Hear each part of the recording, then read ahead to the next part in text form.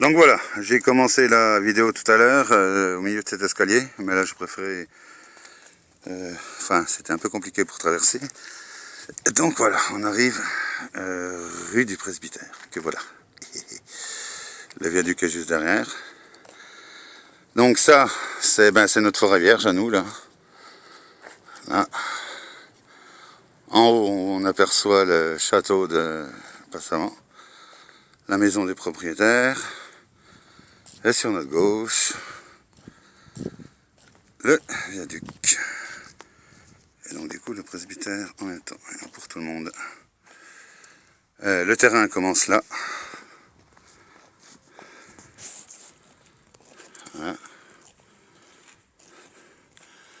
Alors là, c'est la jungle qui commence. Enfin, qu'on a déjà bien, on a quand même bien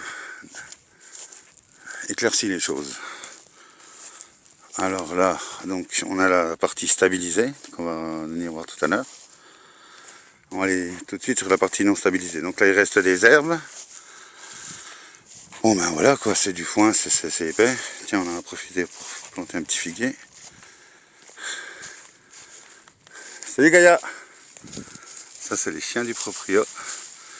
Gaïa et Spyco. Donc sur cette partie, bon ben c'est encore de la terre. On va y mettre des buts en permaculture. Qui s'adressent tout particulièrement aux particuliers. C'est le cas de le dire. Alors là, on arrive donc sur le petit chemin que je vous ai montré tout à l'heure. Donc là, la vigne vierge, les orties, les chardons, enfin bref. À partir de là, c'est marrant, oui, c'est vrai que c'est frappant. Là, on a les orties encore. Et là, il n'y en a plus. Et là, en fait, côté gauche, là, c'est non stabilisé, donc le massif de ronces n'est pas arrivé. Et là, il s'est tout installé, il a tout pris, en fait. Alors voilà, là les chardons font ils sont plus grands que moi, ils font 1m70, 80. Voilà. Le début de la vidéo était là-haut sur le mur. Et donc on arrive là. Alors donc j'en profite pour rappeler que, évidemment, tout ça c'est un projet associatif. Hein. L'objectif de cette démarche, en fait, c'est vraiment de montrer que on peut vraiment faire de l'agriculture maraîchère, potagère, familiale, tout en travaillant avec la nature. Et je vous donne rendez-vous l'année prochaine et vous allez voir ce que vous allez voir.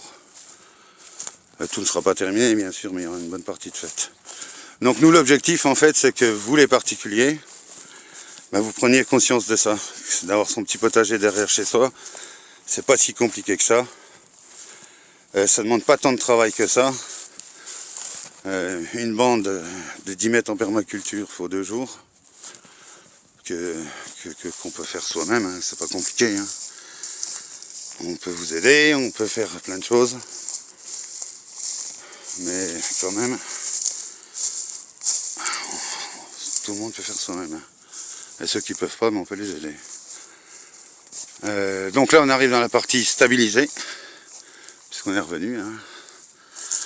Alors là c'était impossible de rentrer, on a tout nettoyé là. Alors vous remarquerez les différentes essences d'arbres qui sont nées toutes seules. Donc là, on a énormément de feuillus. Pour notre BRF, c'est excellent, quoi. C'est un cadre idéal. On a des massifs de ronces terribles, mais qui sont, c'est des tonnes de murs, quoi. Donc on peut pas sacrifier tout ça, rien, c'est pas possible. Noisetier là. Donc ce qu'on va faire, on va faire les principes de la permaculture, c'est-à-dire qu'on va utiliser le terrain. Donc à l'intérieur de ces massifs de ronces immenses, on va créer ce qu'on appelle des niches climatiques, qui vont nous permettre déjà d'une part de protéger le terrain de l'extérieur, et d'autre part, étant donné que le nord est là-bas, les vents froids vont venir de là ou là, donc on sera protégé. Ça va nous ramener, ces massifs vont nous ramener plein d'oiseaux, vont nous ramener on espère des hérissons, vont nous ramener tout un tas de ces bestioles dont on a besoin. Alors voilà, on rentre. On est à l'intérieur quoi, donc tout ça c'était... Hop là, pourquoi ça se met sur pause? Ah merde, batterie.